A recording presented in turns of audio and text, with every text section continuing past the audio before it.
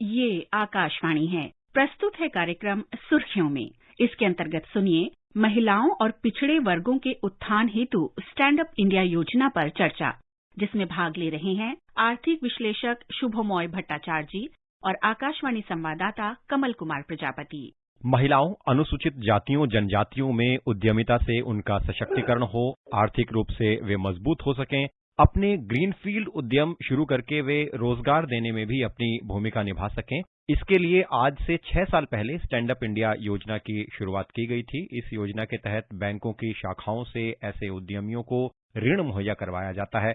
Scheduled commercial bank यानी SCBS की हर शाखा से इन वर्गों के एक उद्यमी को 10 लाख रुपए से 1 करोड़ रुपए तक का ऋण मिलता है। तो शुभमोय जी, जिन उद्देश्यों से स्टैंड अप इंडिया की शुरुआत की गई थी और जिस तरह से सफलतापूर्वक ये योजना चल रही है, इससे किस तरह अनुसूचित जातियों, जनजातियों और महिलाओं को उद्यमी बनाने और देश के आर्थिक सशक्तिकरण के लिए ये एक अहम योजना साबित हुई है? स्टैंड अप इंडिया अपने आप में एक भिन्न तरीके का प्रोग्राम है। ये मैं क्यों कह रहा हूँ? क्योंकि जब आप किसी भी सरकारी उद्यम के बारे में देखते हैं तो साधारण तो वो प्रोग्राम एक सरकारी निगम के सहायता से किया जाता है। ये वाला जो स्टैंड अप इंडिया का जो बेसिक आर्किटेक्चर है वो इससे कहीं हटके अलग इससे है, क्योंकि इसमें उन तबकों को सहायता देने की बात है जिनके पास इस तरह के उद्यम के पास जाने का स्रोत नहीं है या साधारण तो उनको वहां से सहायता नहीं मिलता है। तो इन चीजों को देखते हुए यही वाले ये वो तबके हैं जिनके पास सहायता पहुंचना ज्यादा जरूरी है। इस प्रोग्राम में उनके लिए एक रोजगार का अवसर प्रदान किया जा रहा है, यानी कि जो पैसा उनके पास जा रहा है वो कुछ कामकाज में उसको लगाने के लिए उनको सहायता दिया जा रहा है। एक अलग हटके का एक प्रोग्राम है और जिसका कंसेप्शन काफी प्रशासनिक स्तर पे इसके ऊपर बहुत ज्यादा दबाव रहता है कि इस तरह के प्रोग्राम को किस तरह से सक्सेसफुल बनाया जाए।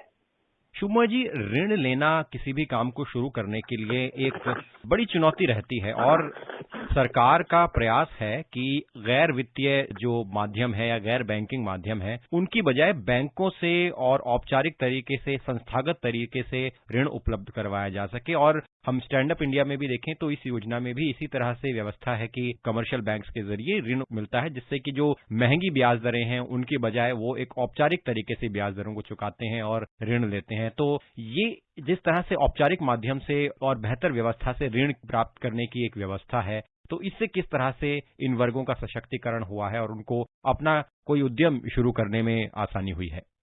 सबसे करीब जो तबका होता है और जिनके पास साधारणतः ऋण मिलने का जो प्रणाली है वो प्रणाली सामने उनके लिए संभव नहीं रहता है, उनके लिए वो साधन नहीं रहता है। उनको जब ऋण देने की बात आती है तो दो चीज होता है, एक तो उन तक पहुंचना, उनको आइडेंटिफाई करना, और दूसरा होता है कि उनको सिर्फ ऋण ही नहीं साथ में ऋण के साथ किस तरीके के काम में वो सक्षम हो सके उस पर भी उनको सहायता देना जरूरी हो जाता है। यानी कि एक तरफ अब ऋण दे रहे हैं, दूसरी तरफ जो कैपेसिटी है उनको उस ऋण को काम में लाने का उस पर भी अब जोर दे रहे हैं।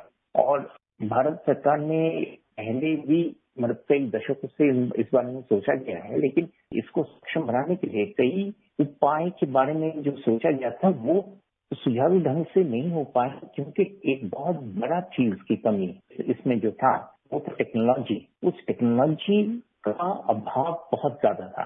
और जब से हम 2-3 चीजें, एक तो जनधन, दूसरा आधार और तीसरा मोबाइल, ये तीनों चीजों का संगम जब ला पाए हैं तो तब इन बहुत सारे लोगों के पास पहुंचने का जरिया मिला है, साथ में उनके साथ एंगेज रहने का, कि उनको किस तरीके से अपने कामकाज में आगे चल सके उस पर उनको राय देने का और उसके ऊपर मॉनिटरिंग करने का, ये जो प्रक्रिया है ये अभी इसलिए अभी संभव हुआ है। और इन सब चीजों को लेकर ही स्टैंड अप इंडिया पिछले साल से शुरू हुआ है। भारत में सबसे नीचे का जो इनकम वर्ग है उनको अगर सहायता करना है तो इस तरह के प्रोग्राम का रोल बहुत ही क्रिटिकल बन जाता है, बहुत ही महत्वपूर्ण बन जाता है उनको मेन स्ट्रीम में इकोनॉमिक एक्टिविटी में लाने के लिए।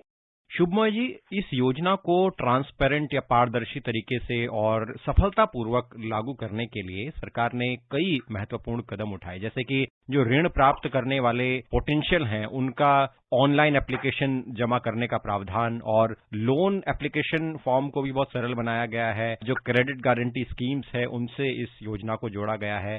केंद्र और राज्य सरकारों की जो कई योजनाएं हैं उनको इसमें शामिल किया गया है और लोग सामने आए ज्यादा से ज्यादा, इसके लिए जागरूकता के स्तर पर भी काफी काम किया गया है और इसका ही नतीजा है कि बड़ी संख्या में उद्यम स्थापित हुए हैं और लगभग 25 से 30 हजार करोड़ रुपए से ज्यादा का ऋण अभी तक दिया जा चुका है। तो इस योजना की प्रगति को आप बीते 6 सालों में कैसे देखते हैं? किस तरह से लोग जुड़े हैं इससे?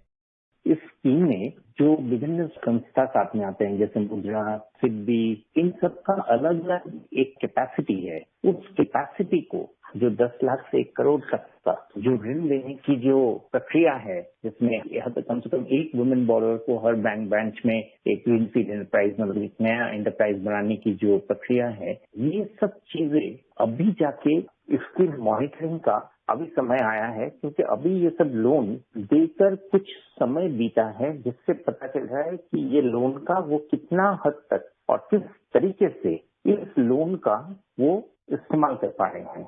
और इसके साथ आप पता होगा कि इसकी जो ब्याज दर है वो सबसे लोएस्ट एप्लीकेबल रेट में रहता है। स्कीम में सॉफ्टनेस रखा गया है ताकि ये लोग इन स्कीम में ज्यादा तरीके से इसमें आ सके। खासकर इसमें शेड्यूल कास्ट के साथ शेड्यूल ट्राइब भी है, जिनको ये स्कीम के अंतर्गत लाने की कोशिश है। स्कीम में कितना सहायता इंस्टीट्यूशन उनको दे सकते हैं, उस पर बहुत निर्भर है।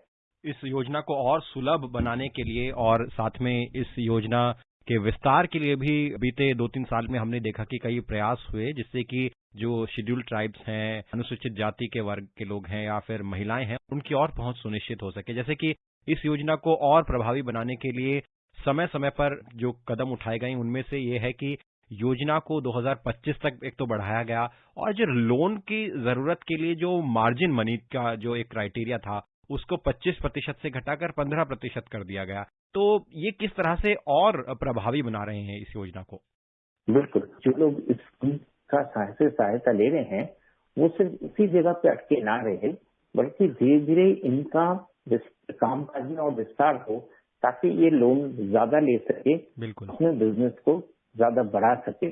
सबसे बड़ी बात यह है कि हम लोन इन लोगों के बारे में बात कर रहे हैं अपने आप में जिनकी अर्थनीतिक व्यवस्था बहुत दुर्बल है। उस हालत में सही से उधार लेना और उस उधार को संयमी ढंग से उसको चलाना, उस पर ब्याज जब जरूरत पड़ेगा तो ब्याज पे भी करना, साथ में अपने जो छोटे बिजनेस है उसको आगे बढ़ाना, ये बहुत सारी चीजों को सीखने वाली बात है। और इन चीजों को सीखते हुए लोगों में नेचुरली कभी शंका भी आ जाता है, सोच चिंता भी आता है कि क्या मैं कर पाऊंगा इन चीजों को।